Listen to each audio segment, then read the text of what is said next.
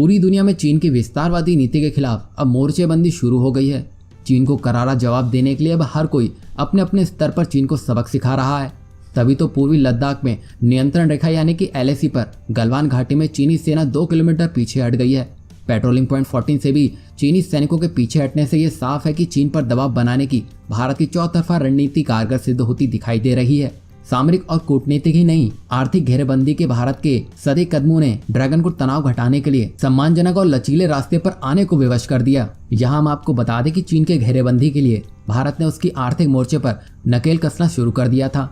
तभी तो बीजिंग की बेचैनी बढ़ गई थी। हाईवे प्रोजेक्ट से लेकर MSME सेक्टर में चीनी कंपनियों के रास्ते बंद करने की घोषणा की गई। इस दिशा में सबसे अहम फैसला चीन के 59 ऐप पर पाबंदी लगाना था, जिसमें दुनिया की बेहद लोकप्रिय ऐप भी शामिल थे। कोविड-19 महामारी से बड़ी आर्थिक चुनौती में कमजोर पड़ने वाली भारतीय कंपनियों में चीनी हिस्सेदारी रोकने की दिशा में पहले ही कदम उठाया जा चुका था। यानी संदेश साफ है कि भारत भविष्य में चीन की चालबाजी के लिए पूरी तरह तैयार है।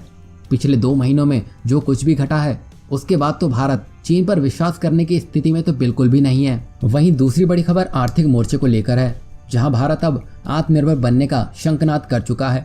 तभी चाहे छोटा हो या बड़ा, हर कोई चीन को सबक सिखा रहा है। तभी तो गलवान घाटी में चीन द्वारा किए गए हमले के बाद से भारतीय ने चीनियों का वर्चस्व हर क्षेत्र में खत्म करने के लिए कमर कस ली है। और इस दिशा में एक अहम कदम उठाते हुए महिंद्रा ग्रुप की IT कंपनी टेक महिंद्रा ने BSNL के 4G सेवा को अपग्रेड करने के लिए नई बोली में भाग लेने का निर्णय लिया है।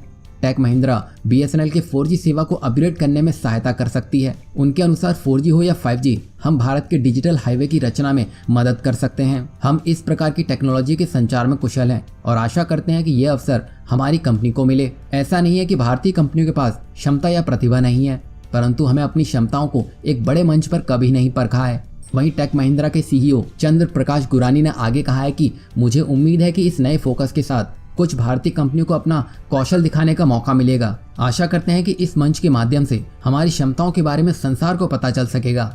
वहीं CP गुरानी ने आगे कहा है कि हम नए टेंडर की प्रतीक्षा कर रहे हैं और ये साझेदारी घरेलू बाजार के लिए है और हम अंतर्राष्ट्रीय बाजार के लिए समाधान के वैश्वीकरण का भी प्रयास कर रहे हैं। बता दें कि अभी हाल ही में BSNL ने 4G सेवाओं को अपग्रेड करने का टेंडर रद्द कर दिया था, क्योंकि इसके लिए हुआवे और ZTE जैसी चीनी कंपनियों ने भी दावेदारी ठोकी थी। तभी भारत सरकार ने चीन की चालाकियों को ध्यान में रखते हुए BSNL MTNL को निर्देश दिया कि वो चीनी कंपनियों से दूर रहें।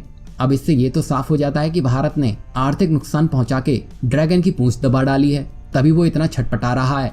और भारत अब जिस राह में आगे बढ़ चला है, उससे उसको पीछे नहीं हटना चाहिए, तभी चीन को जवाब दिया जा सकेगा, वरना चीन यूं ही अपने कदम आगे बढ़ाता रहेगा।